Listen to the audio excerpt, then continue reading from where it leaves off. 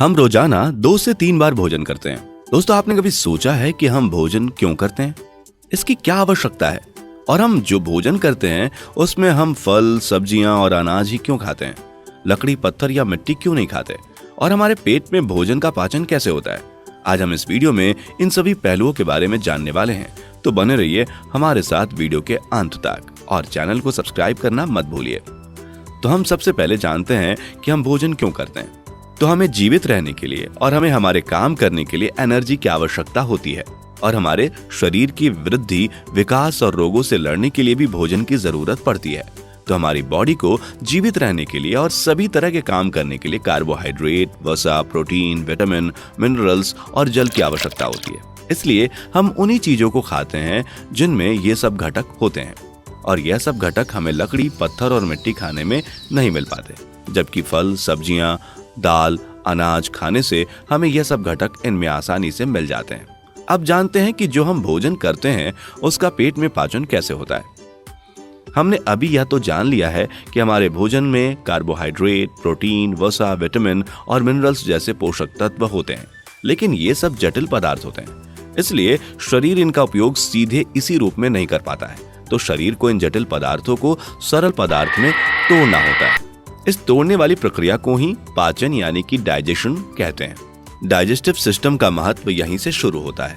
शरीर में पाचन करने वाले इस सिस्टम को पाचन तंत्र कहा जाता है। मनुष्य का डाइजेस्टिव सिस्टम यानी कि पाचन नली और कुछ ग्रंथियों से मिलकर बना होता है। चलिए फिर से हम जानते हैं कि इस आहार नली और ग्रंथिकाओं के साथ हमारे शरीर में कौन कौन से अंग शामिल होते हैं।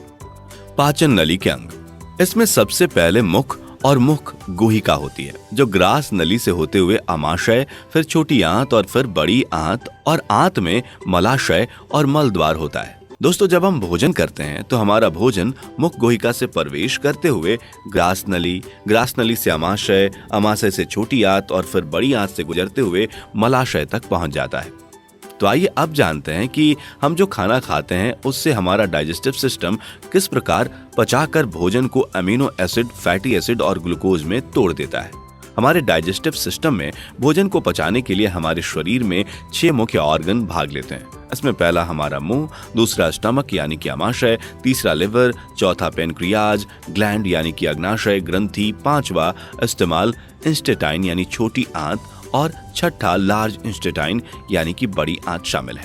Process of digestion. दोस्तों, अब हम शुरुआत से देखते हैं कि जब हम भोजन को मुंह में लेकर चबाने लगते हैं तो यहीं से भोजन को छोटे छोटे टुकड़ों में तोड़ने वाली प्रोसेस की शुरुआत हो जाती है, और इसी समय हमारे गालों में पाई जाने वाली लार ग्रंथियां लार स्रावित करती हैं। यह सलाइवा यानी कि लार कार्बोहाइड्रेट का पाचन तो यहीं से शुरू कर देती है। यहाँ से भोजन फिर लंबी नलीनुमा ग्रासिका से होते हुए आमाशय में आ जाता है। यहाँ इसमें HCl मिल जाता है, जो भोजन के साथ आए हुए हानिकारक बैक्टीरिया को यहीं मार देता है, और फिर आमाशय की भीतरी दीवार पाचक रस स्रावित करती है, जो प्रोटीन और फैट के पाचन में मदद करते हैं। लेकिन भोजन का आमाशय में पूरी तरह से पाचन नहीं हो पाता। आमाशय से अधपचा भोजन स्मॉल इंस्टेटाइन यानी छोटी आंत में चला जाता है। यह छोटी आंत एक कुंडलित नली होती है। इसकी लंबाई लगभग 7.5 मीटर होती है। ये पाचन तंत्र का सबसे बड़ा भाग होता है। इस स्मॉल इंस्टेटाइन में मौजूद पाचक रस भोजन का विखंडन करने लगते हैं, और यहीं पर लीवर एक रसायन स्रावित करता है जिसे पित्त रस यानी कि बाइल जूस कहते हैं, जो फैट के पाचन में मदद करता है। ये लीवर एक भूरे रंग की और सबसे बड़ी ग्रंथि है, जो पेट यानी कि एब्डोमेन के दाईं ओर होता है।